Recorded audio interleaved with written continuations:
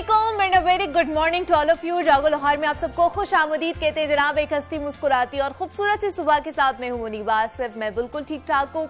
उम्मीद है कि आप लोग भी इस वक्त जहां कहीं भी होंगे ठीक होंगे, खुश होंगे और जो आप लोगों के इर्द गिर्द जो लोग हैं उनको भी खुश रख रहे होंगे। जनाब एक बात तो वाज़ेह है कि आप कोई भी मुनफरिद या तख्लीकी काम करने की सोच रखते हैं ना, तो वो यकीनन अल्लाह की तरफ से ही एक पैगाम होता है हमारे लिए और इसका कोई ना कोई मकसद ज़रूर होता है हमारी ज़िंदगी में। भले ही वो वक्ती तौर पर आप सर अंजाम ना दे सके और वक्त कोई राह नजर ना आए उस वक्त के क्या करना चाहिए हमें, क्या नहीं करना चाहिए, लेकिन आपको चाहिए कि उसको कहीं ना कहीं जरूर तहरीर कर लें, लिख कर रख लें, इंतजार करें और थोड़ा सा वक्त दें वक्त को भी। जब आपको लगे कि ये काम या ये जो मकसद है जिसके बारे में मैं सोच रहा हूँ या करना चाह रहा हूँ ये पूरा किया जा सकता है, तो तब आप वो काम करने की कोशिश करें और याद करने की कोशिश करें कि जब आपके जहन में ये गुमान आया था तब ये क्यों नहीं पूरा हो सका, तब ये प्लान आउट क्यों नहीं, एग्जीक्यूट क्यों नहीं हो सका और अब क्यों होने जा रहा है। तब आपको अपनी तख्लीकी सलाहियतों का अंदाजा होने लगता है कि जो चीज भी आपके जहन में आती है उसका कोई ना कोई मकसद जरूर होता है और वो सिर्फ अपने मुकर्ररा टाइम पर ही एग्जीक्यूट होता है। जैसे मुख्तलिफ मिसालें हमारे सामने आती है कि जनाब थॉमस एडिसन के जहन में एक चीज आई तो उसने बल्ब इजाद कर लिया।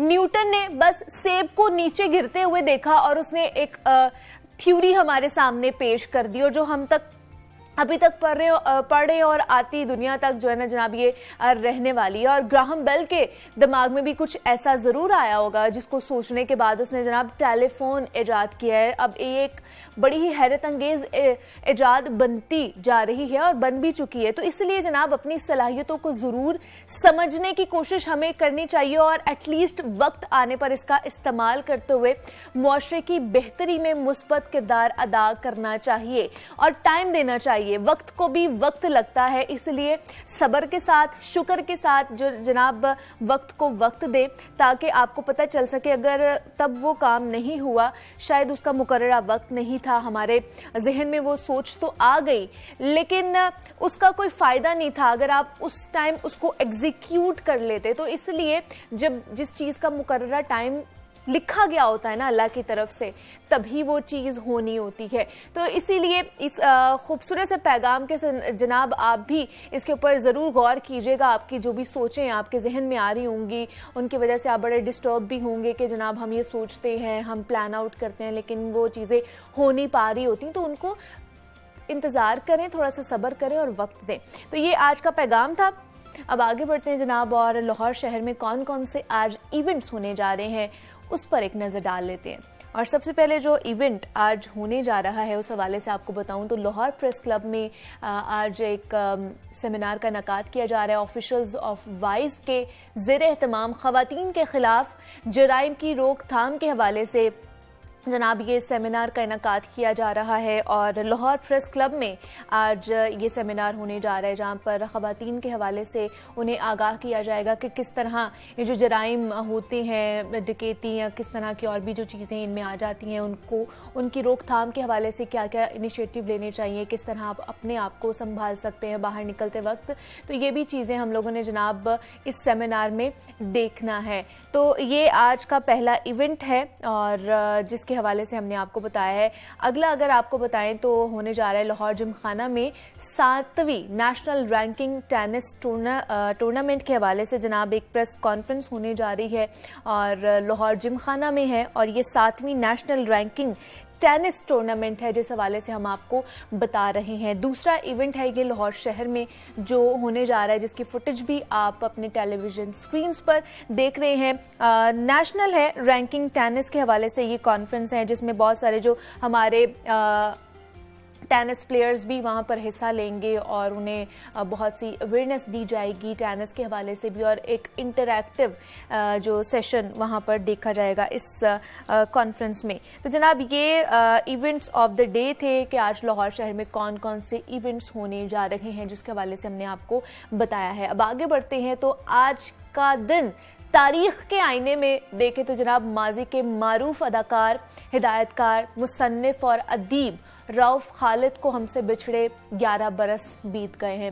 रऊफ खालिद 19 दिसंबर 1957 को पेशावर में पैदा हुए। उन्होंने इस्लामिया कॉलेज यूनिवर्सिटी से तालीम अपनी हासिल की और रऊफ खालिद ने मुतअद्दिद फिल्मों और टीवी ड्रामास में काम भी किया, जिनमें लाग, गेस्ट हाउस, अंगार वादी, मशाल। उन्होंने पीटीवी ड्रामा मद्दार लिखा और जुज़वी तौर पर हिदायत भी दी, जिसकी साथ एक साथ जो मंशियात की स्मगलिंग का अहाता करती थी उस हवाले से थी।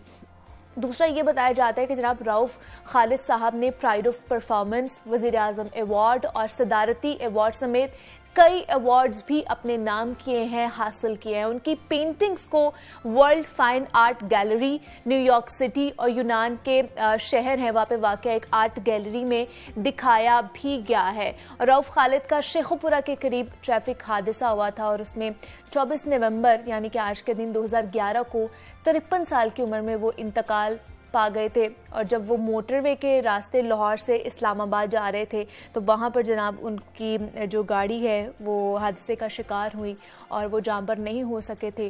और आज उनकी जनाब बरसी मनाई जा रही है। 11 बरस बीत चुके हैं इस मशहूर और जनाब शख्सियत को हमसे बिछड़े हुए। एक और शख्सियत है जनाब जिनकी आज डेथ एनिवर्सरी मनाई जा रही है, उस हवाले से हमने आपको बताना है। जनाब पाकिस्तान के मारूफ कॉलम निगार अर्दशीर काउसची को हमसे बिछड़े 10 बरस बीत गए हैं। वो 1 अप्रैल 1926 को कराची में पैदा हुए थे। पारसी बरादरी से ताल्लुक रखने वाले काउसची मारूफ कारोबारी शख्सियत रुस्तम फकीर काउसजी के फर्जंद थे, जो जहाज रानी के शोबे से वाबस्ता भी थे।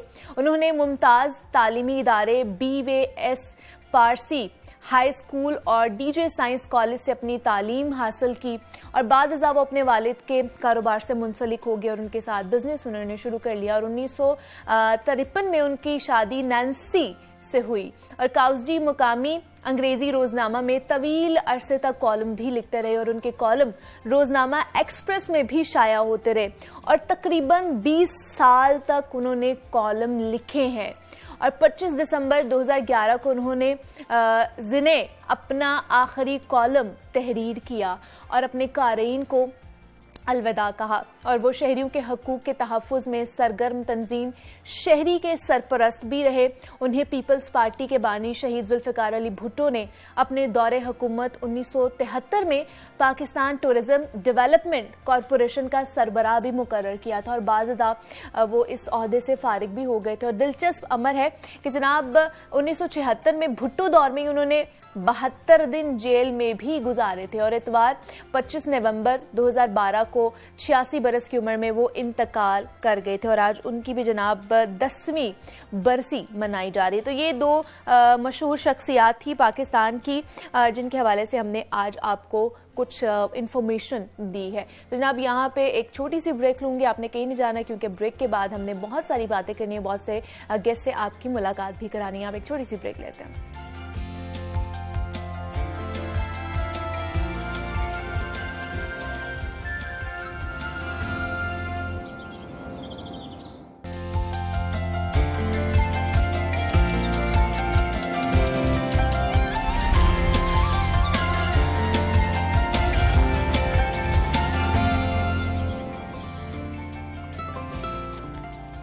जनाब वो खूबसूरत होना और खूबसूरत लगना सबकी ख्वाहिश होती है और ये हमारा इंसान का हक भी है और इंसान ये चाहता है कि सबसे ज़्यादा हसीन और सबसे ज़्यादा अलग वो लगे दूसरों से और इसके लिए वो बहुत से जतन भी करता है।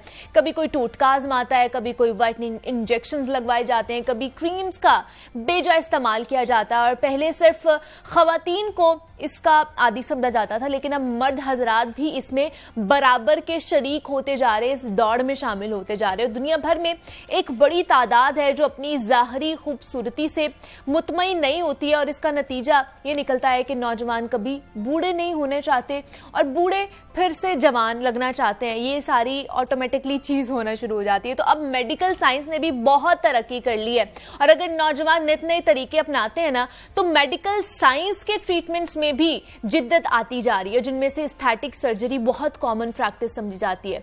अब इंसान जैसा चाहता है वैसा दिख सकता है, और ये सब कुछ मुमकिन हो पाया सिर्फ और सिर्फ एस्थेटिक सर्जरी की वजह से।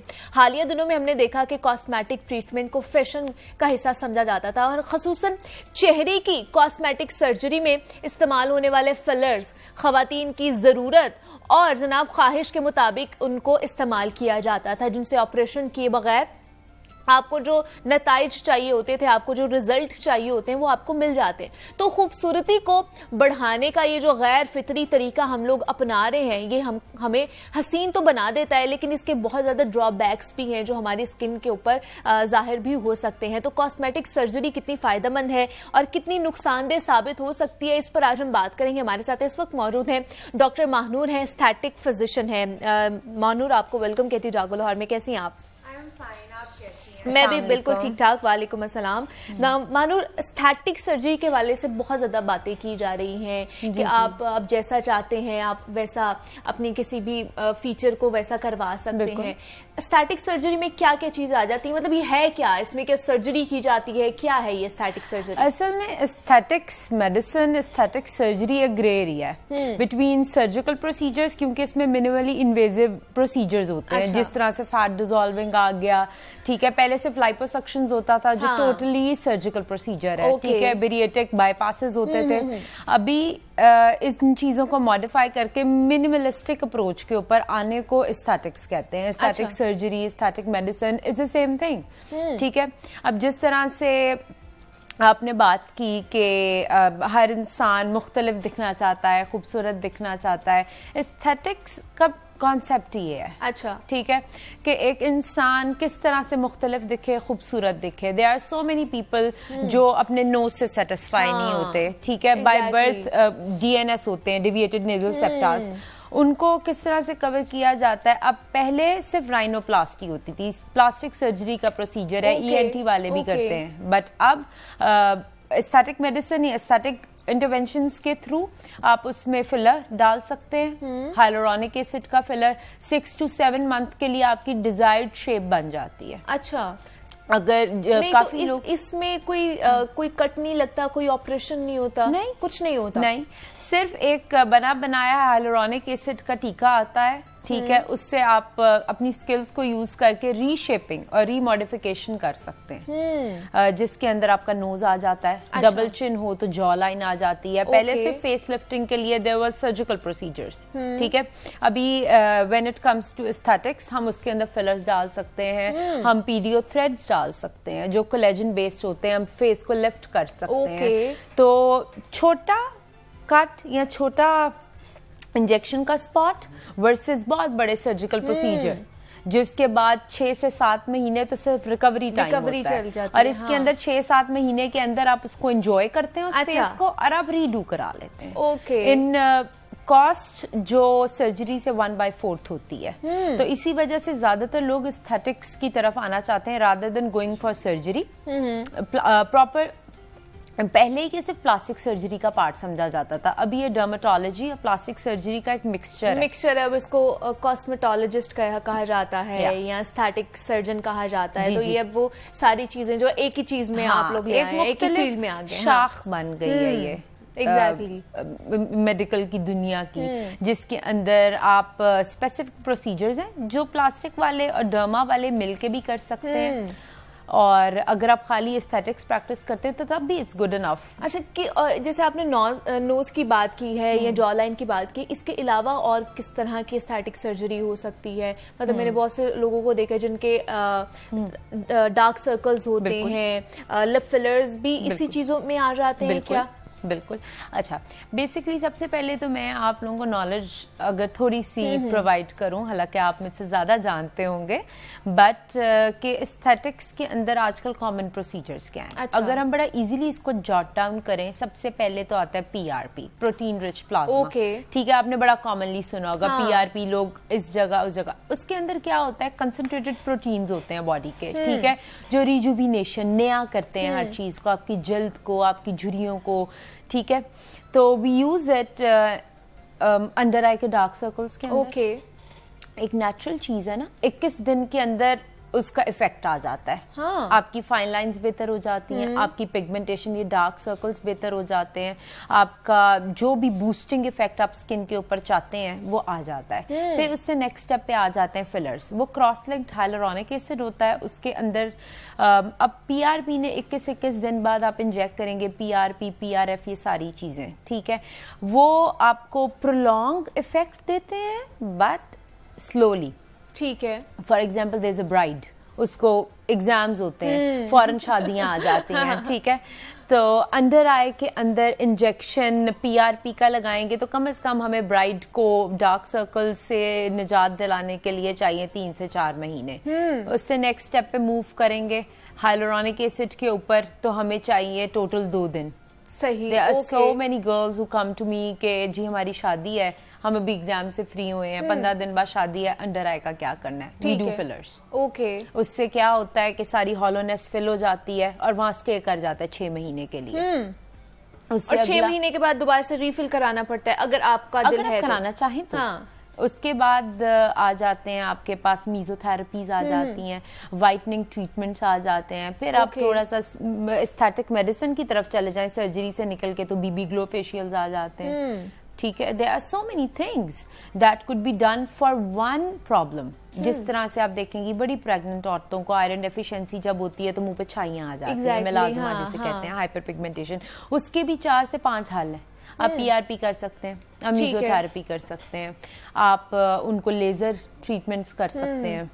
अच्छा, डिफरेंट जो है ट्रीटमेंट्स हैं वो आपकी स्किन टाइप के हवाले से भी देख के, या डॉक्टर पहले उसको कंसल्ट करेगा फिर ही वो देखेगा कि आपको किस तरह का ट्रीटमेंट चाहिए? बिल्कुल ऐसे। अब फॉर एग्जांपल मैं इस्लामाबाद के अंदर भी प्रैक्टिस करती थी वीकेंड्स के ऊपर, तो अभी कुछ मसरूफियात की वजह से मैंने थोड़ा सा माइनस कर दिया। It's very funny but I am going to tell. मैं एक दिन गई इस्लामाबाद, वीकेंड्स के ऊपर मेरी लिस्ट होती थी कि 6-7 इकट्ठे पेशेंट्स बोटॉक्स फिलर्स के कर दिए, इंजेक्टेबल्स पे मेरी तवज्जो ज्यादा है।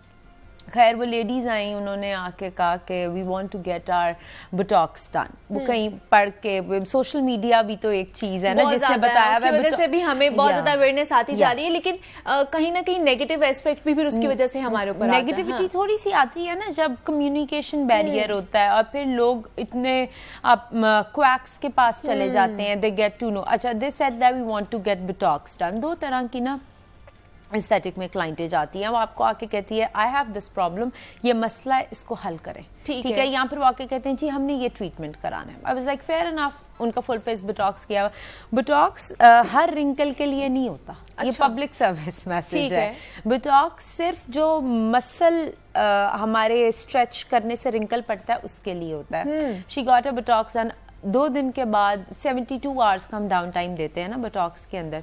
She called me and she said मेरी तो रिंकल्स ही नहीं गए। मैंने कहा what do you mean wrinkles नहीं गए? तो कहती है नहीं गए। मैंने कहा चला वीडियो कॉल करें। मैंने तो अभी 4-5 दिन बाद आना है। वीडियो कॉल की तो आईज के ऊपर वाले रिंकल की वो बात कर रही थी, जबकि वो बोटॉक्स में आते ही नहीं है। उसके लिए अलहदा से ट्रीटमेंट होता है जिसमें प्लाज्मा पेन आ सकते हैं, ठीक है। उसके अंदर कुछ सर्टेन टाइप्स की पीआरपीज आ सकती हैं। मतलब बोटॉक्स है आपकी आंखों के नीचे हो सकते हैं, लाफ लाइन पे हो सकते हैं, आपके जो माथे पे जो हमारी झुर्रियां पड़ना शुरू हो जाती हैं, लाइंस पड़ना शुरू हो जाती हैं, उस पर हो सकते हैं, या आपकी गर्दन पे भी हो सकते हैं। गर्दन पे भी हो सकते हैं। कुछ लोगों को नेक लाइन्स होती हैं, उसके लिए उसके अंदर हम फिलर्स भी कर सकते हैं। आप पीडियो थ्रेड्स भी कर सकते हैं। ओके। पीडियो थ्रेड्स का जरा असर ज्यादा देर रहता है, 2 साल रहता है। अच्छा, दूसरा मानो आजकल बड़ा फैशन चल रहा है कि आप फेक डिंपल्स भी बनवा सकते हैं। बिल्कुल ऐसे है। होता है ऐसा? बिल्कुल ऐसे ही ये होता ट्रीटमेंट आ गया इस तरह का? बिल्कुल बिल्कुल, वो बोटॉक्स के साथ किया जाता है। बोटॉक्स है क्या? बोटुलिनियम टॉक्सिन। अच्छा। Muscle paralysis, plant muscle paralysis, और सिर्फ इतनी मिकदार के अंदर कि जिससे एक वक्त के लिए वो मसल पैरालाइज कर जाए, इसीलिए वापस रिंकलिंग शुरू हो जाती है जब उसका असर खत्म होता है। अच्छा, लेकिन ये जो मैंने जैसे बात की है कि आप वो करवा लो, वो किस तरह होगा फिर? वो यहाँ पे कुछ मसल्स होते हैं उसके अंदर इंजेक्ट करते हैं तो वो पैरालाइज होके प्लेन हो जाते हैं, तो यू स्माइल तो यहाँ पे हॉलोनेस आ जाती है। डिम्पल है क्या? हॉलोनेस आपके मसल। एग्जैक्टली जी। ओके, तो अब ये भी आना शुरू हो गया जनाब, जिनको बड़ा शौक होता है कि हमारे फेस पे डिम्पल होना चाहिए। तो ये तो फिर मानूर इसका कोई साइड इफेक्ट तो नहीं हो सकता इन द लॉन्ग रन, अगर देखा जाए कि हमारी स्किन के हवाले से हमारी फेस पे कोई साइड इफेक्ट आना शुरू हो जाएगी, तमाम तर जितने भी हमने ट्रीटमेंट्स की बात की है? बिल्कुल होता है। अच्छा। सबसे पहले अपना इंसान को ऑब्सेशन, जुनून, because once you look at yourself in the mirror, तो आप कहते हैं वाह यार मैं तो यंग हो गया, ठीक है, बहुत ही खूबसूरत हो गया। हाँ, मैंने तो ऐसे ही बनना था, ऐसे ही बनना था। Then you start obsessing over it. आप कहते हैं नहीं, ये लिप फिलर कराने के बाद यार ये थोड़ा सा और हो जाए, थोड़ा सा और हो जाए, यू स्टार्ट रीडूइंग इट। आप बार बार कराते जाते हैं, जरूरत नहीं भी होती, यू फोर्स योर फिजिशियन के ये करें, ऐसे करें, मुझे तो और शेप चाहिए। Eventually disasters can happen.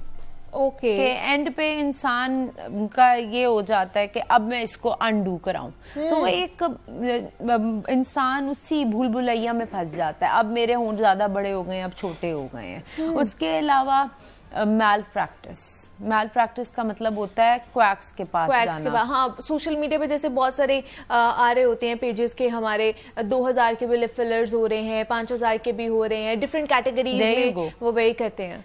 It's not only about cost, it's about कि आप पढ़े क्या हैं, व्हाट हैव यू स्टडीड, आपको आया कि आप इस एलिजिबल हैं कि मुंह की एनाटॉमी या इसके ज्योग्राफिकल जैसे मैप होता है ना, एनाटॉमी वही कुछ ही होती है, ठीक है, कि यू गेट टू नो। जिस तरह ज्योग्राफी के मैप्स पढ़ते हैं, इसीलिए हम किताबों में एटलसेस के अंदर पढ़ते हैं कि मुंह के आपका नक्शा क्या है। अब एक पढ़े लिखे इंसान को जो उसका सही इल्म रखता है वही जानता है ना नीचे से नर्व्स वेसल्स कहाँ से गुजर रही हैं। अब बोटॉक्स का सबसे बड़ा साइड इफेक्ट है नर्व पैरालिसिस। ओके। अब ऐसी जगह के ऊपर लगा दे, आंख की कुछ ऐसी नर्व्स के पास लगा दे जिसमें इंजेक्ट होने के बाद वो पैरालाइज हो जाए, आईलिड ड्रूप कर जाती है, पैरालिसिस कैन हैपन। फिलर अगर गलत जगह के ऊपर डल जाए, ये आर्टरीज को ऑक्लूड कर देता है, ब्लॉक कर देता है। आईज का बहुत सेंसिटिव एरिया होता है। अब तो न्यू टेक्निक्स आ गई हैं, कैनुला टेक्निक्स जब वो नहीं थी, साल पहले तक की बड़े कम जगह के ऊपर थी, तो वो मल्टीपल प्रिक्स करने पड़ते थे, तो ब्रूजेस के अलावा ये भी खतरा होता था किसी मेन वेसल को, शरेयान को ना हम हिट कर दें, उसमें क्लॉट हो जाएगा। मतलब अगर आप किसी क्वैक के पास जाएंगे या जिसको पता ही नहीं है कि उसने करना क्या है, उसकी वजह से इस तरह के भी जो प्रॉब्लम्स का सामना हमें करना पड़ सकता है। इसलिए जनाब किसी अच्छे प्रोफेशनल बंदे के पास जाइए, खासतौर पर अपने चेहरे के हवाले से किसी के ऊपर भी भरोसा ना कीजिए। जब तक आप खुद सेटिस्फाइड नहीं होते उस डॉक्टर से, तब तक उसके आगे ना बैठे कि जनाब यहाँ पर फिलर्स कर दें, ये बोटॉक्स कर दें, ऐसा नहीं करना चाहिए। अच्छा, दूसरा महानूर, कहा जाता है कि एस्थेटिक सर्जरी या फिलर्स या बोटॉक्स की तरफ अगर हम ट्रीटमेंट के लिए जाते हैं बहुत कॉस्टली है, क्यों? बिकॉज रेयर है। अच्छा, अभी इतनी अवेयरनेस नहीं है, इतना कॉमन नहीं है procedure. How many people do you know, आप कितने लोगों को जानती हैं जो एस्थेटिक प्रोसीजर्स कराएं? बहुत कम है, बहुत कम को। इसी वजह से इसकी डिमांड ज्यादा है। ओके। एस्थेटिक जो प्रोसीजर्स हैं वो 20% नीड पे बेस्ड है, 80% वांट पे बेस्ड है। कि 20% लोग हैं जिनको जेन्युइनली उसकी जरूरत होती है। अनमैरिड लड़कियां जिनके मुंह के ऊपर फ्रैकलिंग आ जाती है, मिलाजमास आ जाते हैं, पिटिंग आ जाती है, एक्नी स्कार मार्क्स आ जाते हैं, उनके लिए ये नीड है। ठीक है, उनको कराना चाहिए। अच्छा, कि इसमें कोई मानो एज लिमिट भी है कि इस एज के ग्रुप से हमें ये शुरू करना चाहिए, या बहुत यंग गर्ल्स भी या आ रही हैं आपके पास? आ रही हैं। अब जिस तरह 16-17 की एज है, एक्नी बहुत ज्यादा हो जाती है, उस एज में करा सकते हैं इस तरह की ट्रीटमेंट? बिल्कुल। उसके अंदर हाइड्रा फेशियल्स आते हैं, केमिकल पील्स आती हैं, और साथ में ओरल मेडिसिन का इसमें बहुत असर है। अच्छा। एस्थेटिक्स खाली ये नहीं है कि आप खाली ट्रीटमेंट्स कराएंगे, एस्थेटिक्स की ब्रांचेस हैं, और उसके अंदर सबसे ज्यादा फोकस आपका ओरल मेडिकेशन पे साथ होना चाहिए। अब छाई का इलाज आयरन डेफिशिएंसी की दवाई के बगैर नहीं होना चाहिए, साथ में आप आयरन के सप्लीमेंट्स लेंगे। फ्रेकल्स का इलाज या फिर आपके एक्नी का इलाज, नोड्यूलोसिस्टिक एक्नी आ गई, उसके अलावा और बहुत तरह की एक्नीज हैं, तो उसका इलाज आइसोट्रिटिनोइन के बगैर नहीं हो सकता, बिकॉज अगले पिट्स बनना ही नहीं खत्म होंगे तो आप पिछलों का क्या इलाज करेंगे? सही है, ये डॉक्टर से ही पता चलेगा कि जनाब हमें कौन सी, एक तो ट्रीटमेंट कराना है, दूसरा मेडिसिन का भी साथ ही साथ इस्तेमाल करना है। अच्छा, मैंने जैसे बात की कि खासतौर पर लड़कियों को समझा जाता है कि वो इस तरह के डॉक्टर्स के पास जाती हैं कि हमें ये कराने है। अच्छा, लड़के भी इस दौड़ में शामिल हो रहे हैं, वो भी उतनी तादाद में आ रहे हैं डॉक्टर्स के पास। It's not aesthetics, medicine is not about being गोरा. It's not about having dimples. It's not about having a very rigid nose. It's not about big lips. It's for looking yourself in a mirror. शीशे में अपने आप को देख के खुश होना हर इंसान का बुनियादी हक है, जैसे कि आपने कहा है. I run a welfare for aesthetics. ठीक है? Okay. तो उस वेलफेयर के अंदर मेरी 50% clientage is of transsexual people. अब लड़कों को तो छोड़ें, लड़के when they are getting bald, उनका हक नहीं है कि वो आके एस्थेटिक्स कराएं. पीआरपीस, उसके अलावा हेयर ट्रांसप्लांट की तरफ लोग जाते हैं. तो ये men are going more for it. उसके अलावा ये जो सारी स्मोकिंग, निकोटीन, कैफीन, इसकी वजह से सारी रिंकलिंग आती है. ठीक है, फेस के ऊपर लोग कहते हैं कि हम इसका ट्रीटमेंट लें. उसके अलावा ये जो आजकल बहुत ज्यादा कॉमन है, स्टेरॉइडल बेस्ड फेयरनेस क्रीम्स, बड़ी एक्सेसिबल हैं. हर बंदा लगाता है, दे गो इनटू सन और स्किन बर्न हो जाती है थिनिंग के बाद. अच्छा, उसकी वजह से भी जो छाइयां पड़ना शुरू हो जाती हैं खवातीन में, बहुत गंदी वाली छाइयां पड़ती हैं. बिल्कुल.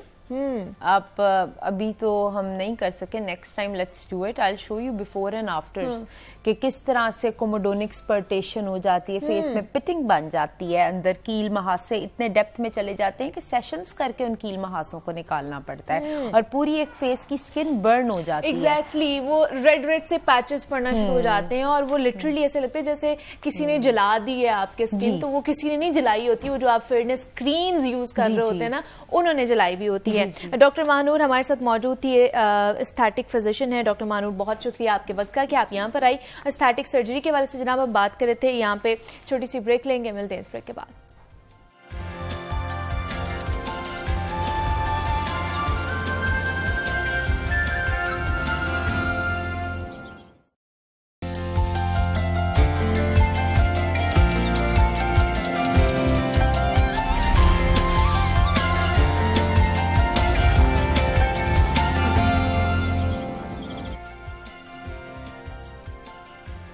वेलकम बैक टू जागो लाहौर. जनाब, ब्रेक से हम वापस आ चुके हैं. सेगमेंट है हमारा लाहौर की दुनिया, जिसमें हम लाहौर और लाहौरियों के मसाइल डिस्कस करते हैं. जनाब, शहर लाहौर के मसाइल का जिक्र करें तो बेहंगम ट्रैफिक, गैर कानूनी पार्किंग स्टैंड्स और ट्रैफिक कवानीन की खिलाफवर्जी एक अहम मसला है, जिसकी वजह से शहर में ट्रैफिक हादसात में खौफनाक हद तक इजाफा देखने को मिल रहा है.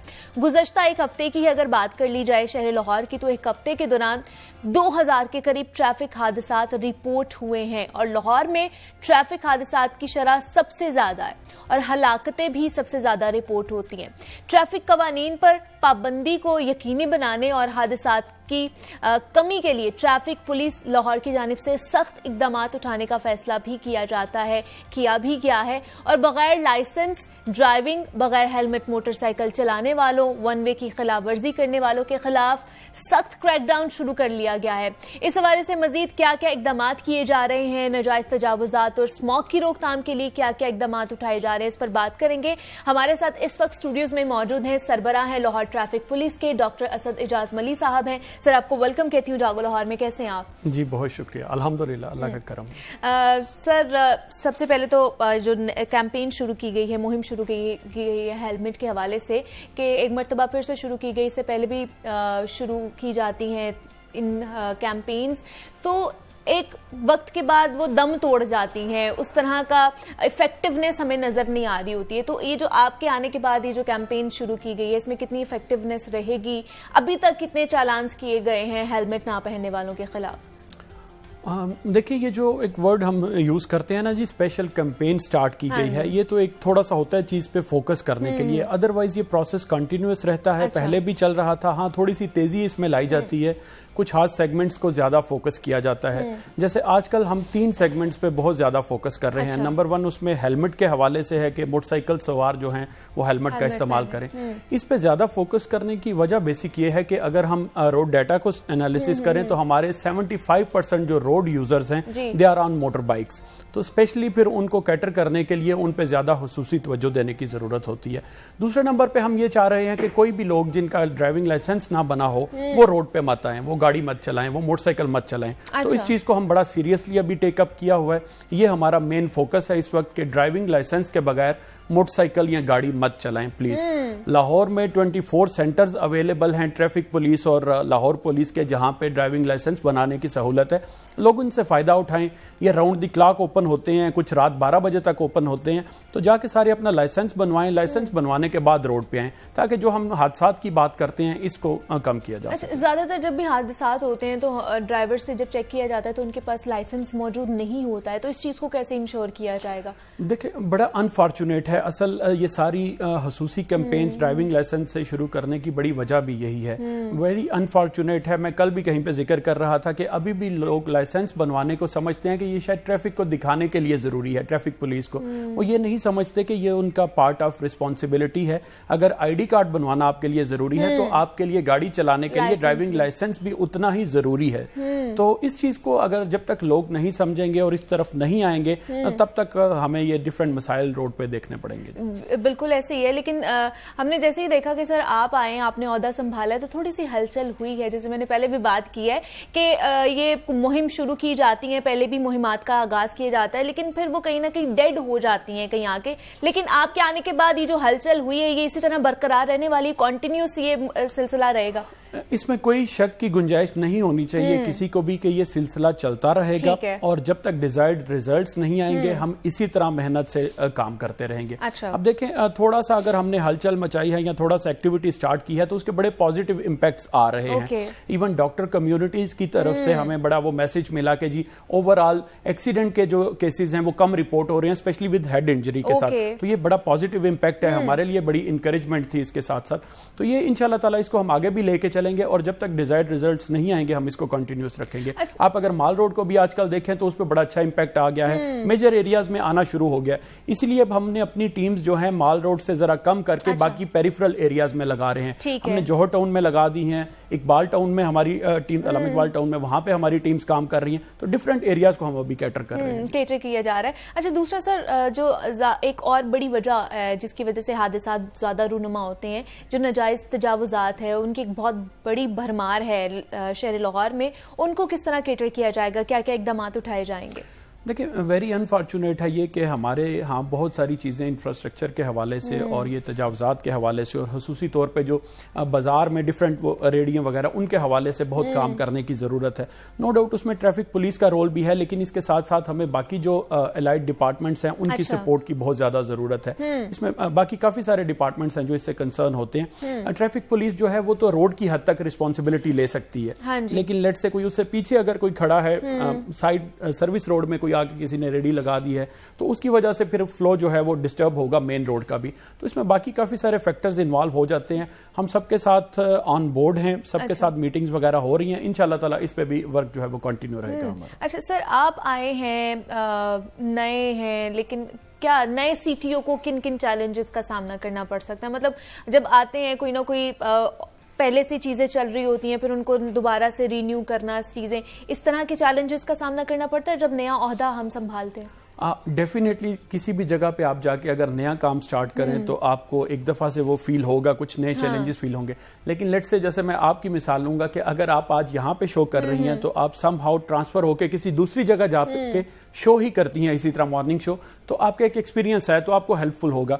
तो इसीलिए मेरे लिए वो ये ज्यादा चैलेंजिंग इसलिए मुझे नहीं लगा कि मैं ऑलरेडी ट्रैफिक में सर्व कर चुका हूं, मैं कमांड कर चुका हूं ट्रैफिक पुलिस को काफी ज्यादा देर, 1 साल से ज्यादा अर्सा। तो मुझे उस लिहाज से वो बहुत ज्यादा डिफरेंस फील नहीं आया या बहुत ज्यादा चैलेंजिंग नहीं लगा। हाँ, हर जगह की अपनी एक पर्टिकुलर कुछ नोयत होती है, पर्टिकुलर मसाइल होते हैं, वो लाहौर के भी हैं थोड़े सारे, तो इंशाल्लाह ताला उनको भी देख रहे हैं। अच्छा, दूसरा असद साहब आप डॉक्टर भी हैं हैं, तो ये जो हमारा ट्रैफिक पुलिस का जो इदारा है, उन्हें एक डॉक्टर भी मिल चुका है सीटीओ के साथ साथ। तो आपके डॉक्टर होने के साथ साथ जो वहां पर जो अमला है, उनकी सेहत के हवाले से भी कोई इनिशिएटिव लिए जाएंगे, उनको देखा जाएगा? फिलहाल तो उन्हें परेशानी हो रही है। अच्छा। क्योंकि वो जब मेडिकल लीव के लिए आते हैं, हाँ।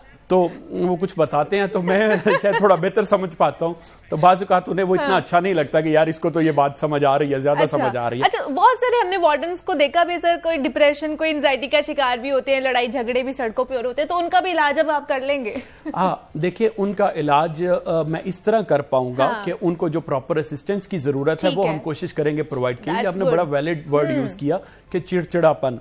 देखिए हम एक बड़े अच्छे एनवायरनमेंट में बैठे हैं, यहाँ पे पुरसुकून कमरा है, तो हमें थोड़ा रिलैक्स फील कर रहे हैं, लेकिन अगर यहाँ पे पाँप की पी स्टार्ट हो जाए तो आप एंक्शियस हो जाएंगे, आप चिड़चिड़ापन आ जाएगा, आप में रेजिस्टेंस आ जाएगी। तो ये हमारी जो ट्रैफिक पुलिस का काम है, ये इसी नोयत का और बड़ा मुश्किल काम है। 8 से 10 घंटे इस शोर में खड़े होना, आलूदगी में खड़े होना और इतना ज्यादा प्रेशर में खड़े होना, ये बड़े उनके heads of to traffic police Lahore के इतने मुश्किल हालात में काम करते हैं। और इस काम की नोयत ऐसी है कि इसका इम्पैक्ट डायरेक्टली उनकी सेहत पे बहुत ज्यादा आता है। साइकोलॉजिकल हेल्थ और उनकी फिजिकल हेल्थ दोनों बहुत ज्यादा इफेक्ट होती हैं। तो हमारी ये कोशिश है, मैं इस पे प्लान भी कर रहा हूं कि बहुत जल्दी हम जो है सबका थोड़ा सा मेडिकल जो है असेसमेंट जो है वो दोबारा से स्टार्ट कराएंगे, और जिनको भी जरूरत होगी मेडिकल में किसी भी मसले में, उनको इंशाल्लाह ताला हम प्रोवाइड करवाएंगे। अच्छा, कोई मंथली बेसिस पे भी कोई काउंसलिंग सेशन का सोचा है आपने कि मंथली बेसिस पे उनको देखा जाए, कि किया जाए? देखिए रेगुलर मैं नहीं कहूंगा, हाँ, लेकिन रेगुलर मेडिकल चेकअप जरूर होता रहेगा। अच्छा,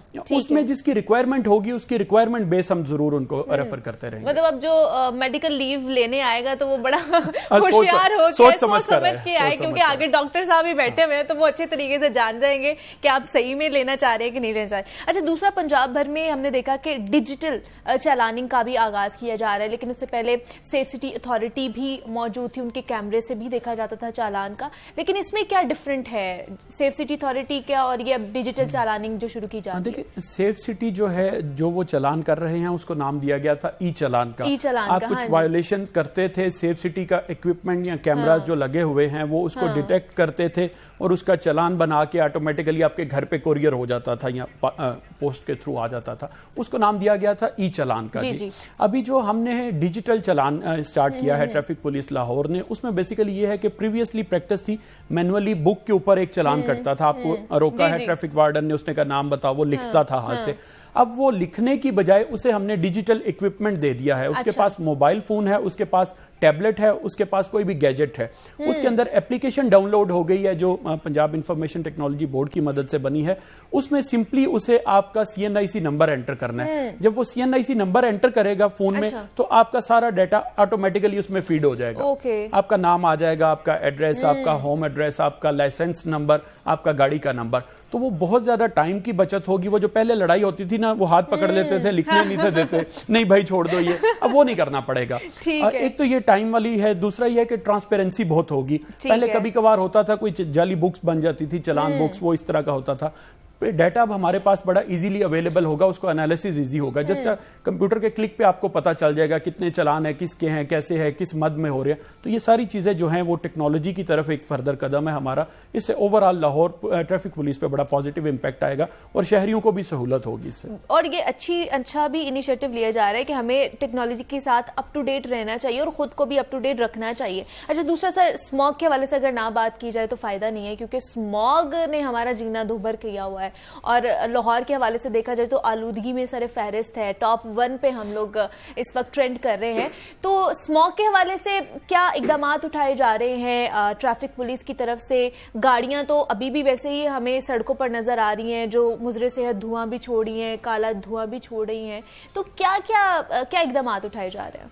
देखिए, इसको बड़ा ना होलिस्टिक अप्रोच करने की जरूरत है। आप 10, 20, 50, 2000 गाड़ियों को टारगेट करके ये चीजें कंट्रोल नहीं कर पाते जब उनका इम्पैक्ट इतना ज्यादा हो, जब पूरा शहर जो है वो एक गर्द की चादर में लिपटा हुआ हो। तो आप ऐसे नहीं होगा कि आप 2000 गाड़ी को चालान दे देंगे और मसले हल हो जाएंगे। अच्छा, इसको थोड़ा स्टडी करने की जरूरत है। आप भी अगर यहाँ से, मैं भी 20 साल पहले यहीं पे पढ़ता था, तो लाहौर में कितने ज्यादा दरख्त होते थे। बिल्कुल, लाहौर पे कोई कंक्रीट का छत नहीं था। हाँ। ठीक है, अब बिलियंस ऑफ टन जो है वो आप कंक्रीट आपने नहीं डाली है।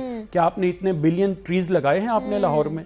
नहीं लगाए। तो ये सारा इस तरह से इम्पैक्ट इसका जो है वो जायल आप कंट्रोल नहीं कर पाएंगे स्मोक का। लेकिन सर पीएचई की जानिब से तो कहा जाता है हमने ये जो बिलियन ट्री मंसूबा और ये बाकी सारे भी जितने भी बाकी जंगलात भी उतने लगाए हैं हम लोगों ने। नहीं, मैं पर्टिकुलरली लाहौर की बात कर रहा हूँ। बिलियन ट्री वाला वर्ड जो है वो एक दूसरी स्कीम में चला जाता है। मैं लाहौर की बात करता हूँ। लाहौर में हमें देखने की जरूरत है कि यहाँ पे कितने दरख्तों की मजीद जरूरत है। पिछले 10 सालों में जो डेवलपमेंट हुई है इंफ्रास्ट्रक्चर की लाहौर में, उसमें दरख्त कटे कितने हैं और कितने लगने चाहिए थे और कितने लगे हैं और कितनों की मजीद जरूरत है। अच्छा। One of the factor. मैं यही नहीं कह रहा कि सिर्फ दरख्त लगा देंगे तो मसला हल हो जाएगा। मैं ये कह रहा हूं कि होलिस्टिक अप्रोच की जरूरत है। हमें ग्रीनरी भी बढ़ानी है, हमें जो मुजरे सेहत धुआं छोड़ने वाली गाड़ियां हैं उनको भी कंट्रोल करना है, जो फसलों को जो बाकियात को आग लगाते हैं हमें उन्हें भी देखना है। जो फैक्ट्रीज के अंदर, अगर हम फैक्ट्रीज का सर्वे कर लें, जो लाहौर के इर्द गिर्द फैक्ट्रीज हैं, डिफरेंट तरह की टैंडरीज हैं या लोहे से रिलेटेड या किसी भी तरह की फैक्ट्रीज है, वहां पे टायर जला के तो वो एनर्जी पैदा कर रहे हैं और धुआं कितना, वो सूट उसका, वो सारी चीजें। तो इन सारी चीजों को जब हम इफेक्टिवली एड्रेस करेंगे तो फिर जाके स्मोक का मसला जो है वो कोई परमानेंट बेसिस पे बेहतर होगा। लेकिन ये जो सड़कों पर जो निकलती है व्हीकल्स निकलती है जिनके ऊपर चालान किए जाते हैं, तो चालानिंग के बाद उनमें कोई खातिर खा आपको कमी नजर आई है? हमें तो नजर नहीं आई सर, मैं टू बी ऑनेस्ट नहीं नजर आई हमें लाहौर में। देखिए उसके लिए आप देखें, आपको लाहौर की ट्रैफिक के वॉल्यूम का आइडिया होना चाहिए। लाहौर में कहते हैं जी, जो एक्साइज का डाटा है कि रफली अप्रोक्सीमेटली, एग्जैक्ट फिगर नहीं, 70 लाख के करीब गाड़ियां रजिस्टर्ड हैं, ठीक है जी, और हर साल 3 लाख गाड़ियों का इजाफा हो रहा है। सिर्फ 3 दिन का डाटा आप एनालिसिस करें, Friday, Saturday, Sunday and Monday morning kind of जो वीकेंड होता है, वीकेंड पे 2 से 2.2 मिलियन गाड़ी जो है लाहौर में आती और जाती है। 20 से 22 लाख गाड़ी सिर्फ 3 दिन में आती जाती है। तो आपको वो देखना पड़ेगा। आल दो ट्रैफिक पुलिस का अगर पिछले सालों से आप कंपेयर करके देखें तो इस साल के फिगर्स बहुत अच्छे हैं। जो ये मुजरे सेहत धुआं छोड़ने वाली गाड़ियां थी, अनफिट गाड़ियां थी, ऑलमोस्ट 55,000 जो व्हीकल्स हैं 2022 में, उनको चालान और फाइन किया जा चुका है। तो जितनी हमारी कैपेसिटी है हम उससे बहुत ज्यादा उसमें काम कर रहे हैं। लेकिन मेरी अगेन बात वहीं पर जाएगी कि हॉलिस्टिक अप्रोच की जरूरत है। सबको मिल बैठ के इस पे फैसला करने की जरूरत है कि हमने इस पे स्टेप्स को कैसे लेके जाना है, किन किन चीजों को फोकस करना है ताकि उसका इंपैक्ट नजर आए। अच्छा, दूसरा सर, हम देखते हैं जैसे सुबह के वक्त हम आ रहे होते हैं, मैं भी ऑफिस आती हूँ तो पूरा हमारा कैनाल रोड बंद होती है। बहुत बड़े बड़े कॉलेजेस हैं, स्कूल्स हैं, जिनकी वजह से वहां पर लाइनें लग जाती हैं। तो उस ट्रैफिक को किस तरह केटर किया जाता है? कोई उन स्कूल्स के साथ कोई बातचीत चल रही है? क्योंकि उन स्कूल्स की पार्किंग की वजह से पूरी पीछे जो है सड़कें बंद होती है। अच्छा देखिए, थोड़ा सा इसको ना लोग हमारे थोड़ा सा जल्दी में हर चीज़ को स्टडी करते नहीं हैं और उस पर कमेंट कर देते हैं। पूरी दुनिया में एक फिनोमिना होता है, पीक आवर्स फिनोमिना होता है। सुबह स्कूल की टाइमिंग है, उसके बाद नेक्स्ट स्टेप में ऑफिस टाइमिंग होती है, इसी तरह दोपहर में स्कूल क्लोजिंग का टाइम है, आफ्टरनून में एक दफ़ा अर्ली क्लोजिंग टाइम होता है, एक दफ़ा लेट में होता है जब मार्केट क्लोजेस होती है। ये पूरी दुनिया में पीक आवर्स होते हैं। अब यहाँ पे सुबह लाहौर में लाखों की तादाद में बच्चे स्कूल्स में जा रहे होते हैं। उन लाखों को छोड़ने के लिए हजारों की तादाद में एक्स्ट्रा गाड़ियां रोड्स पे आती हैं। तो ये नेचुरल फिनोमिना है कि थोड़ा सा फ्लो फेस करना पड़ता है। उसको बेहतर मैनेज करने से ये है कि थोड़ा सा हम टाइम सेव कर सकते हैं, लेकिन उसको जीरो नहीं आप कर सकते। एक स्कूल है, अगर वहां पे लेट से 1500 बच्चा पढ़ता है, कॉलेज है वहां पे 2000 बच्चियां पढ़ती हैं, तो उनके लिए 500-700 या 1000 गाड़ी एक्स्ट्रा निकलेगी। और जब पूरे लाहौर की हम बात करेंगे तो वो तादाद फिर बहुत ज्यादा चली जाती है गाड़ियों की। तो उसको हम फोकस करते हैं, हमारी स्पेशल डिप्लॉयमेंट होती है सुबह के वक्त और कोशिश करता है कि मिनिमम से मिनिमम लोगों को जो है वो परेशानी का सामना करना पड़े। रोड सेफ्टी एक स्क्वाड भी बनाया गया है, तश्कील दिया गया है और वज़ीर आला साहब भी इसके हवाले से बहुत ज्यादा हमें पुरजोश नजर आते हैं। तो उसके क़याम के बाद क्या आपको लगता है कि कुछ बेहतरी आएगी? जी, गवर्नमेंट ने ये बड़ा पॉजिटिव और अच्छा इनिशिएटिव लिया है, जो रोड सेफ्टी कमीशन के नाम से एक उन्होंने इदारा बनाया। उसमें तमाम जो कंसर्न डिपार्टमेंट्स हैं, जिनका रोड के ऊपर किसी तरह से काम हो सकता है, उसमें MCL है, उसमें आपका ये वाले हैं टीपा वाले हैं, उसमें सेफ सिटी है, उसमें ट्रैफिक पुलिस लाहौर है, उसमें लाहौर पुलिस है, उन सब के, उसमें डिस्ट्रिक्ट एडमिनिस्ट्रेशन है, सबके रेप्स जो हैं रखे हैं, ताकि देखें जो वो ट्रैफिक को ठीक करने वाली बात होती है या रोड के फ्लो को बेहतर करने वाली बात होती है, उसमें मल्टीपल फैक्टर्स आ जाते हैं। उसमें खाली ट्रैफिक पुलिस नहीं है, उसमें ट्रैफिक पुलिस को सबसे पहले इंफ्रास्ट्रक्चर चाहिए। इंफ्रास्ट्रक्चर होगा तो हम उस पर मैनेज कर पाएंगे। तो ये सारे इदारों को गवर्नमेंट ने एक जगह पे क्लब किया है, तो अब वो चीजें जरा ज्यादा बेहतर हो रही हैं, ज्यादा तेजी से मूव कर जाती हैं। पहले अगर कोई प्रॉब्लम आती थी तो देखते थे किसको करना है, किससे बात करनी है, कहां पे जाना है। अब वो सारे एक ही रूम में बैठे हैं, एक ही टेबल पे बैठे हैं, तो वो सारे बात करते हैं, सब अपना इनपुट देते हैं, मसला जल्दी हल हो जाता है। एक ही पेज पे सारे इदारे आ गए हैं जो रिलेटेड एक दूसरे के साथ इंटरलिंक जो है वो सारे आ गए। अच्छा, बहुत सी शिकायत आती हैं सर के रिश्वत भी ली जाती है, सिफारिशात भी की जाती हैं। जब चालान होते हैं तो वो किसी को फ़ोन करा देते हैं और उनको छोड़ दिया जाता है, पैसे भी ले लिए जाते हैं। तो इस तरह की चीज़ों को भी आप देखेंगे, कोप अप करेंगे? देखिए, मैं ये तो नहीं कहूंगा कि जी 100% हमने कंट्रोल कर लिया है, लेकिन अगर आप ओवरऑल फीडबैक लें, जनरल पब्लिक से लें, आप जो पुराने लोग रोड यूजर्स हैं उनसे पूछें कि लाहौर ट्रैफिक पुलिस के हालात करप्शन के हवाले से बहुत बेहतर हैं। बहुत ज्यादा इस चीज को कंट्रोल किया गया है, बहुत मिनिमम कंप्लेंट्स हमारे पास आ रही हैं इस हवाले से। बाकी एक लोगों को समझने की जरूरत है, अगर कोई गलती करते हैं और वो ट्रैफिक वार्डन को कोई कॉल करके या उसको कोई इंसेंटिव ऑफर करके जान अपनी बचाते हैं तो ये अपना ही नुकसान करते हैं। अब उनके साथ अगर उनकी फैमिली ट्रेवल कर रही है तो वो बच्चे पूरी उम्र याद रखेंगे कि बाबा ने इशारा तोड़ा था, कोई बात नहीं, हम भी तोड़ देते हैं। बाबा ने बेल्ट नहीं थी पहनी, हम भी बेल्ट नहीं पहनते, कोई बात नहीं। तो ये वो जो एक्टिविटी वो करते हैं ना, वो अपने बच्चों को ट्रांसमिट कर रहे होते हैं। तो ये पब्लिक को ये समझने की जरूरत है कि उनका बचना ना उनके बच्चों पे क्या इंपैक्ट डालेगा, और बच्चे इसी सोसाइटी में रहेंगे, इसी रोड पे रहेंगे, कल को वो भी यही चीजें फेस करेंगे। वो खुद तो बच जाएंगे, कोई दूसरा गलत चलाता हुआ उन्हें हिट करेगा और अनफॉर्चुनेटली अल्लाह ना करे कोई नुकसान हो सकता है, हादसा भी पेश आ सकता है। अच्छा, दूसरा डॉक्टर साहब, कहा जाता है कि बेजा चालान बहुत ज्यादा किए जाते हैं सड़कों पे, कि इनको टारगेट दिया जाता है और ट्रैफिक पुलिस ने अपना टारगेट पूरा करना होता है, उसकी वजह से बेजा चालान कर देते हैं। मैं कुछ 2 साल से ट्रैफिक को देख रहा हूँ, पहले भी जहां पे देखता रहा और अभी यहाँ पे, तो मैं ये तो आज तक ये ढूंढ रहा हूं कि वो टारगेट कहां पे होता है। मुझे तो नहीं आज तक नजर आया कोई, ना मुझे किसी ने कोई टारगेट दिया है और ना मेरी तरफ से कोई टारगेट होता है। टारगेट नहीं, ये हम जरूर कहते हैं और हमें भी कहा जाता है कि परफॉर्मेंस बेहतर रखे अपनी। परफॉर्मेंस कैसे नजर आएगी? और आप खुद मुझे बता दें कि लाहौर की सड़कों पे या किसी जगह पे भी जाते हैं, कितना वॉल्यूम होता है, उसमें कितने लोग वायोलेशन करते नजर आते हैं, लेकिन और उनमें से कितने हैं जो कानून के शिकंजे में आते हैं। लेकिन लोग कहते हैं कि मतलब एंड ऑफ द मंथ ही ये ज्यादा चीजें हो रही है, ज्यादा चलानिंग हो रही होती है, फील्डिंग लगा के खड़े हुए होते हैं ये जो हमारे ट्रैफिक वार्डन्स होते हैं। तो ये सारा मैकेनिज्म मतलब होता है, तो ये मतलब आ रही है, खबर आ रही है। उसमें बहुत सारे देखिए ना मिसकॉन्सेप्शन, मिसनॉमर हो जाते हैं। आपने कितनी दफा इस चीज को खुद मतलब एक्सपीरियंस किया? अच्छा, अब पुलिस के बारे में लोगों का जो परसेप्शन है, लोगों की जो राय है, वो सुनी सुनाई बातों पे बहुत ज्यादा है। देखिए, अगर 100 बंदा है एक जगह, उनसे पूछें आप में से कितने लोगों को थाने का एक्सपीरियंस है, आप में से कितनों को ट्रैफिक वार्डन का एक्सपीरियंस है, तो सेफली मैं कह सकता हूं, सेफली आदो के फिगर इससे कम है, 30 से ज्यादा लोग नहीं होंगे, इससे कम होते हैं, हमेशा 10 से 15 के बीच में होने चाहिए।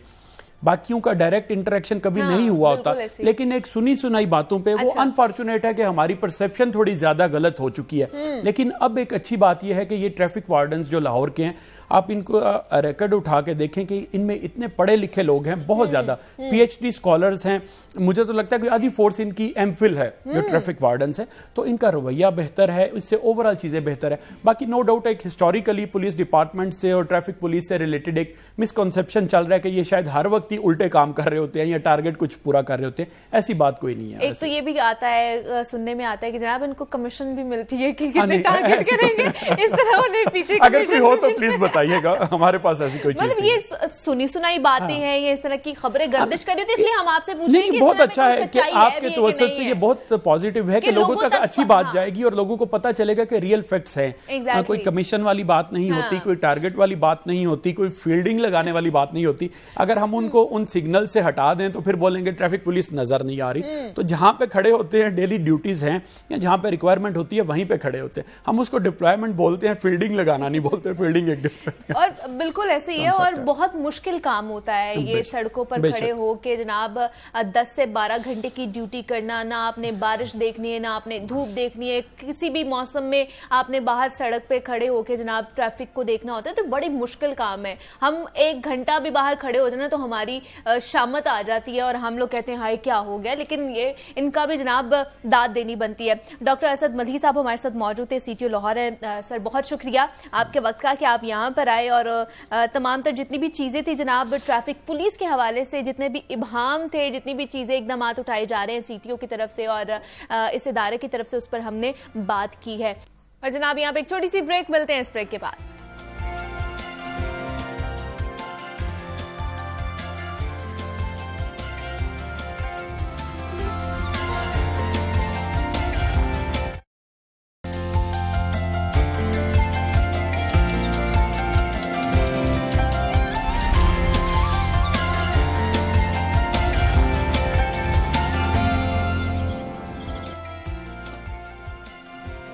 वेलकम बैक टू जागो लाहौर। जनाब, अब हमने बात करनी है थोड़े से मौसम के हवाले से, क्योंकि मौसम चेंज हुआ है और जैसी सर्दियां आती हैं तो हमारी जो ग़िज़ा है, जो हमारी डाइटरी हैबिट्स हैं, वो भी चेंज होना शुरू हो जाती हैं और मकवी ग़िज़ाओं का इस्तेमाल बहुत ज़्यादा बढ़ जाता है ताकि हम अपने आप को, अपने जिस्म को गर्म रख सकें। और जब इस तरह की ग़िज़ाएँ खाना हम शुरू करते हैं, डाइट लेते हैं, तो हमारा वज़न भी बढ़ना शुरू हो जाता है और ख़ास तौर पर सर्दियों में हम लोग जो वेट है वो बहुत ज़्यादा पुट ऑन कर लेते हैं, उसमें इजाफा होता जाता है और फिर हमें टेंशन पड़ जाती है जनाब अब हमने पतला भी होना है, वेट जो है उसको कम भी करना है। तो अगर हम मुनासिब डाइट लें और डाइट में सब्जियां और ख़ासतौर पर फलों की अगर बात की जाए, अगर फलों के थ्रू भी हम लोग जनाब अपना वेट जो है कम कर सकते हैं, तो आज हम इसी के ऊपर बात करेंगे कि कौन कौन से ऐसे फल हैं, क्योंकि मौसम सरमा के भी अपने मौसमी फल हैं और फलों की बहार इस वक्त बाहर मार्केट में आ चुकी है। आपको मुख्तलिफ अनार मिलेंगे, अमरूद, कीवी, मुसम्मी, नारंगी,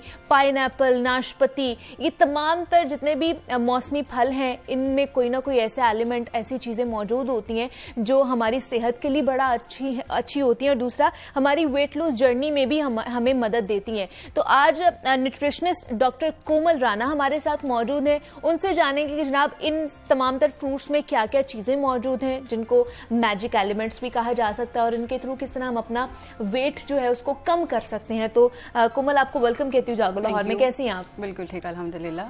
देखिए, सबसे ज्यादा तो जरूरी ये है कि हमें पता हो फ्रूट्स के कितने न्यूट्रिएंट्स हैं। ठीक है, फ्रूट्स हमारे लिए न्यूट्रिएंट डेंस हैं, उसकी माइक्रो न्यूट्रिएंट्स, विटामिन्स और मिनरल्स सब कुछ उसमें बहुत ज्यादा अमाउंट में प्रेजेंट है। अब वेट लॉस में वो कैसे इफेक्टिव हैं? आपको फ्रूट वेट लॉस में भी हेल्प कर सकते हैं, वेट गेन में भी, बट इट डिपेंड्स कि आपका पोर्शन साइज क्या है, आप उसको कितनी अमाउंट में ले रहे हैं। ठीक है, एक सर्विंग साइज ले रहे हैं, एक फ्रूट ले रहे हैं, इसमें मुसम्मी हो सकता है, कीवी हो सकता है, पाइनएप्पल हो सकता है, अनार हो सकता है, सेब हो सकता है। ठीक है, अगर आप एक उसके अमाउंट ले रहे हैं, इट्स गुड, 1 से 2 सर्विंग आप ले सकते हैं। लेकिन अगर आप इसका कॉम्बिनेशन दूध के साथ कर लेंगे या उसको बहुत ज्यादा अमाउंट में लेने लगेंगे तो ये आपका वेट गेन करने का भी बाहिस बन सकता है। अब उसकी रीजन क्या है? क्योंकि फ्रूट के अंदर एक नेचुरल शुगर होती है जिसको कहते हैं फ्रुक्टोज। हम समझते हैं कि भाई हमने टेबल शुगर लिया तो हमारा जो है ना वेट गेन होगा, लेकिन ऐसा नहीं होता है। अगर आप फ्रूट शुगर भी ले रहे हैं जरूरत से ज्यादा तो वो भी आपके लिए कैलोरीज देंगी। एक जो नॉर्मल साइज का आपका जैसे एप्पल है या पीच है वो आपको 60 कैलोरीज देता है, तो आप उसके अंदर उसको प्लस कर सकते हैं। ठीक है, अगर आप 2 ले रहे हैं तो आपको 120 कैलोरीज हो रही हैं, तो आप एक मुनासिब साइज में ले सकते हैं। वेट लॉस में भी हेल्पफुल कैसे है? क्योंकि जो आपके फ्रूट्स हैं उसके अंदर फाइबर बहुत ज्यादा होता है। ठीक है, जब वो फाइबर आप लेते हैं तो आपके जो हंगर होती है वो डिले हो जाती है। ठीक है, आपको जो भूख है वो देर से लगती है क्योंकि आपके ब्रेन को यही सिग्नल्स मिलता है कि आपके स्टमक में ऑलरेडी कुछ ना कुछ है। ठीक है, जिसकी वजह से होता है आपका वेट लॉस। ठीक है, और इसके साथ साथ सिर्फ फ्रूट से ही आप वेट लॉस नहीं कर सकते, आपने बाहर के खाने छोड़ने हैं, आपने फास्ट फूड के ऊपर ब्रेक लगानी है, उसके अलावा आपके जितने फैटी फूड्स हैं, ट्रांस फैट्स हैं, इनको आपने कम करना है। और जो आपने इंक्रीज करनी है अपनी डाइट में चीजें वो हैं विटामिन सी रिच फूड्स, जैसे कि मुसम्मी है जो आजकल मौसम भी है। ठीक है, मुसम्मी हो गया, कीवी वगैरह हो गया। ठीक है, अनार वगैरह, क्योंकि अनार में बहुत ज्यादा उसके बीच में डाइटरी फाइबर होता है। अच्छा। ठीक है, आपके कोलेस्ट्रॉल को कम करता है, वो उसके लिए बहुत बेनिफिशियल है। अच्छा, अनार कहा जाता है कि जो दिल के लोग हैं, जो दिल के पेशेंट्स हैं, उनके लिए भी बड़ा फायदेमंद है। बिल्कुल, क्योंकि अनार के अंदर एक तो एंटीऑक्सीडेंट्स बहुत ज्यादा होते हैं। ठीक है, आयरन बहुत ज्यादा है, उसके साथ साथ विटामिन सी बहुत ज्यादा है। ठीक है, आपकी इम्यूनिटी को बूस्ट करता है, आपकी बॉडी के अंदर जो बैड कोलेस्ट्रॉल है जिसको एलडीएल भी कहा जाता है उसके लेवल को रिड्यूस करता है, जिसकी वजह से जो है ना इसको कहते हैं कि हार्ट इफेक्टिव है। लेकिन मेक श्योर के वो लोग जो के ब्लड थिनर ले रहे हैं, जिनकी हार्ट सर्जरीज हो गई हुई है, मतलब खून को पतला करने वाली दवाइयां ले रहे हैं, वो इन चीजों को इस्तेमाल करने से पहले एक दफा अपने डॉक्टर से कंसल्ट करेंगे, क्योंकि इसके अंदर विटामिन के कंटेंट भी होता है जो कि उसके साथ कॉन्ट्राडिक्ट कर जाता है और आपकी बॉडी में इनर ब्लीडिंग भी हो सकती है। और ग्रेप फ्रूट एक वाहिद चीज है जो बहुत सी मेडिसिन के साथ जो है ना कॉन्ट्राडिक्ट करता है। हेल्दी पर्सन एक ग्रेप फ्रूट ले सकता है, क्योंकि वो आपका एक ग्रेप फ्रूट की जो सर्विंग है वो 100% विटामिन सी आपको प्रोवाइड कर देता है, आपकी जो डेली रिक्वायरमेंट है।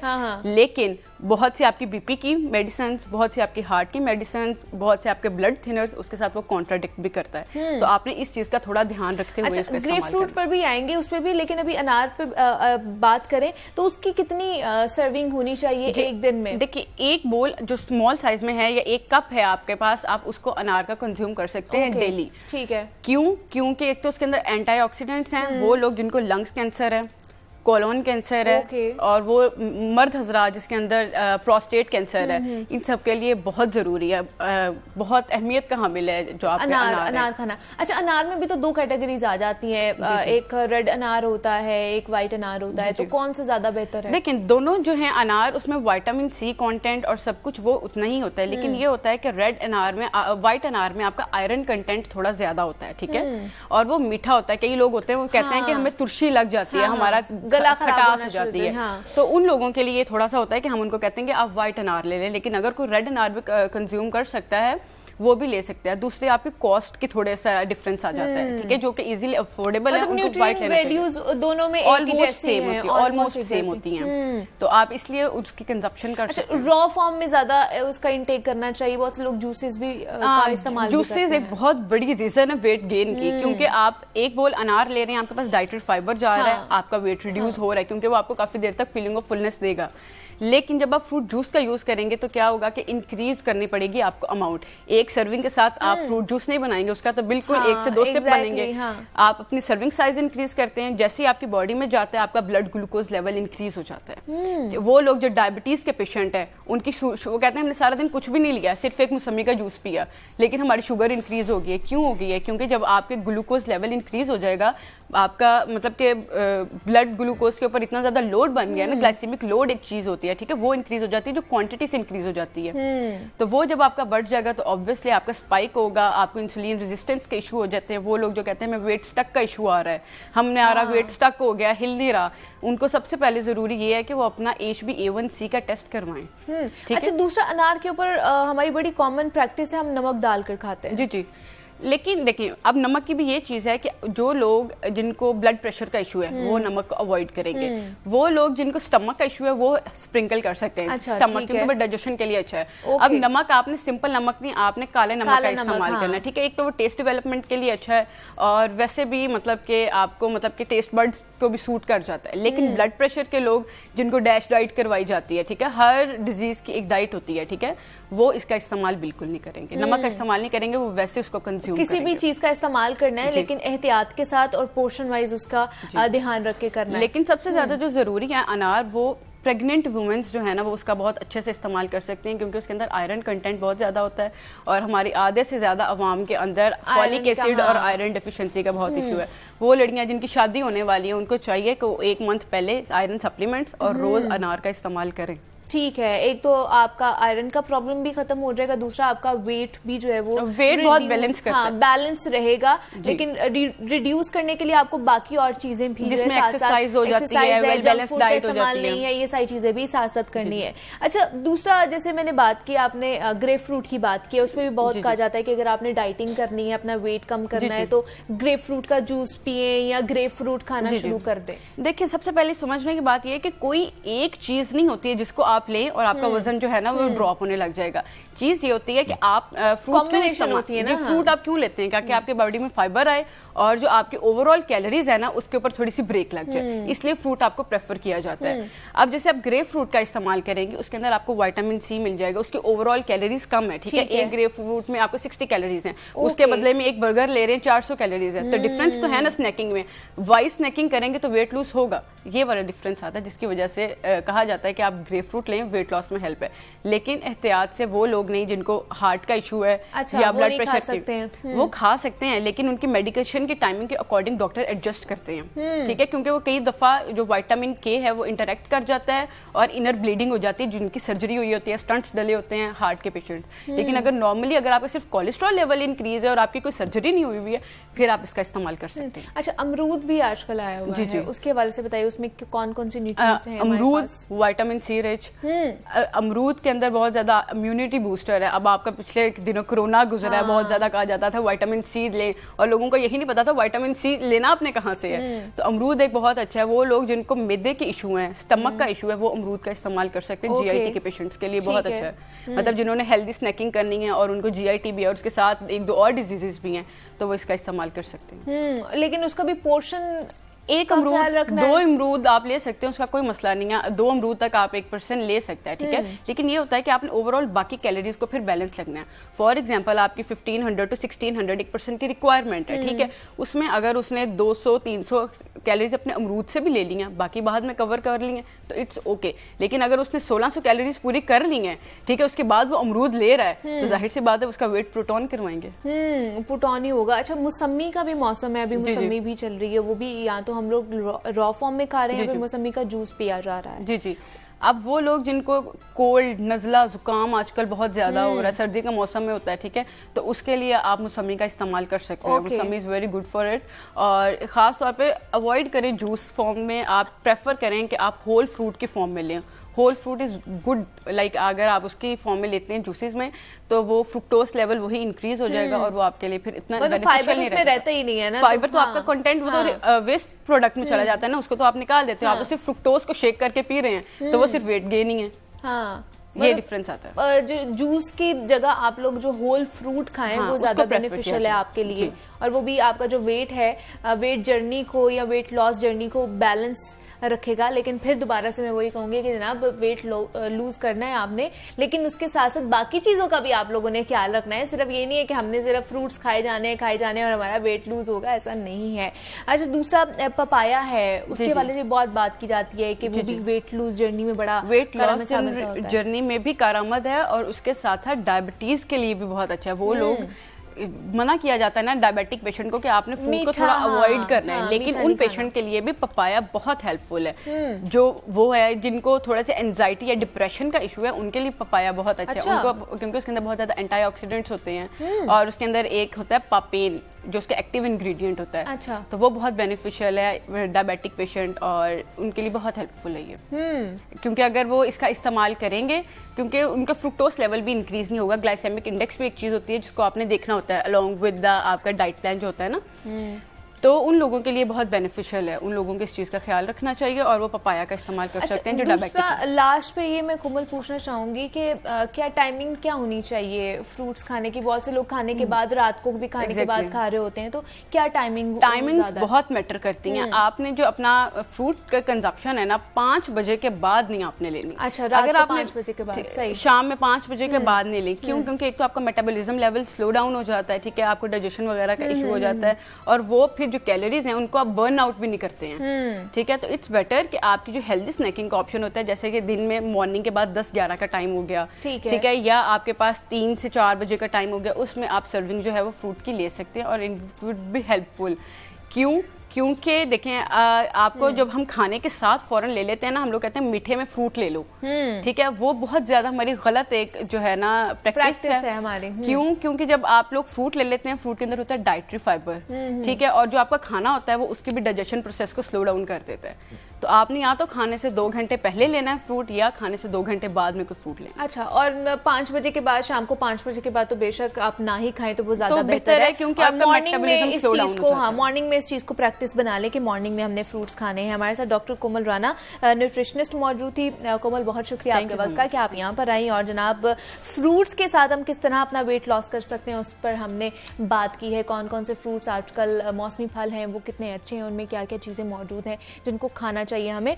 और जनाब सिर्फ जिस तरह मैं बात कर रही थी कि सिर्फ फ्रूट्स के साथ ही वेट कम नहीं होता, उसके साथ साथ और भी बहुत सी चीजें हमें करनी पड़ती हैं। हमें अपने डाइटरी जो हैबिट्स हैं उनको चेंज करना पड़ता है, बाहर जो हम फास्ट फूड खाते हैं उन्हें छोड़ना पड़ता है, और उसके साथ साथ फिजिकल एक्टिविटीज, एक्सरसाइज भी करनी पड़ती है, तभी जाके हम अपने आप को जो है फिट रख सकते हैं और जो हमारा वेट है वो कम होना शुरू होता है। तो अब हमने ये अब आपको बताना है कि हम एक्सरसाइज के थ्रू किस तरह वेट कम कर सकते हैं। तो रहमान अब्बास फिटनेस ट्रेनर हमारे साथ मौजूद है, उनकी तरफ चलते हैं और आज की जनाब एक्सरसाइज उनसे सीखते हैं। जी रहमान, ओवर टू यू।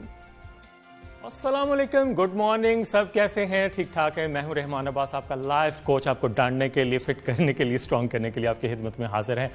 आज की ट्रेनिंग है जी इंटरनेशनली, ये सोशल, अगर आप नेटवर्क पे चले जाएं तो वेट लॉस का एक वर्ड बड़ा यूज होता है कि कौन सी ट्रेनिंग है जो वेट लॉस करती है। मौसम भी चेंज हो रहा है, अपना ख्याल भी रखना है, डाइट का भी ख्याल रखना है, और आज की ट्रेनिंग है वजन कम करने वाली कौन सी एक्सरसाइजेज हैं और कौन सा पैकेज है और इसको करना कैसे है वेट लॉस के लिए। तो रेडी हो जाएं, आज हम अपना वजन कम करके ही सेगमेंट से हटेंगे, तो इसलिए इसके साथ साथ अपनी डाइट का भी ख्याल रखना है। 4 एक्सरसाइजेस कम्बिनेशन बताऊंगा जिसमें आपकी स्ट्रेंथनिंग भी होगी, वेट लॉस भी होगा, लेकिन इसको आपने कम्बिनेशन के साथ करना है।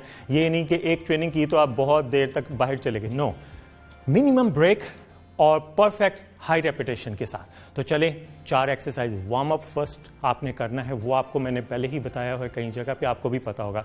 वार्म अप 5 मिनट मस्ट और 4 एक्सरसाइज है। फर्स्ट एक्सरसाइज, मुझे एक बार चाहिए, बार में वेट, अगर आप बिगनर है तो विदाउट वेट कर ले, लेकिन मैं थोड़ा सा वेट डाले तो अच्छा नहीं लगूंगा विदाउट वेट। तो चलें स्टार्ट करें। फर्स्ट एक्सरसाइज हमने करनी है, इसको finger grip inside chest up आपने करना है।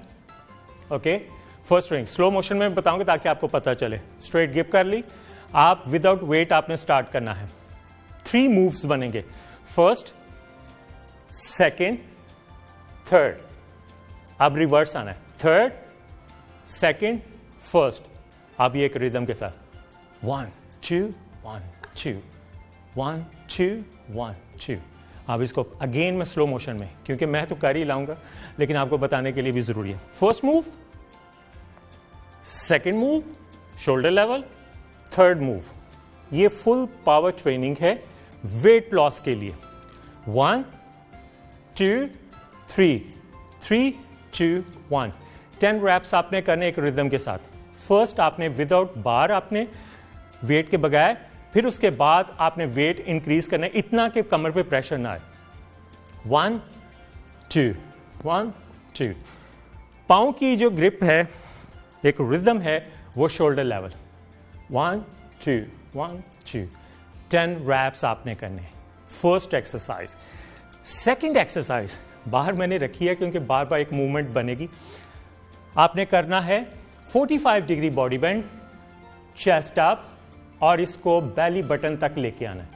1 2 1 2 1 2। फर्स्ट ट्रेनिंग 3 सेट्स आपने करके 10 to 20 सेकेंड की ब्रेक करके उसको फिनिश करके देन सेकेंड ट्रेनिंग पे आपने आना है। Shoulder level grip, okay, chest up, down नहीं करना, ये रॉन्ग है, इस पे आप पे बैक पे प्रेशर आ सकता है। फ्रंट चेस्ट अप, चिन अप, बेली बटन। 1 2। अब इसको साइड मूव हम कर। ठीक है जी, रहमान अब्बास हमारे साथ मौजूद थे। रहमान, आज के लिए आपका बेहद शुक्रिया। मुझे आप इजाजत दीजिए, अपना बहुत सारा ख्याल रखिएगा, कल मुलाकात होगी। अल्लाह हाफिज।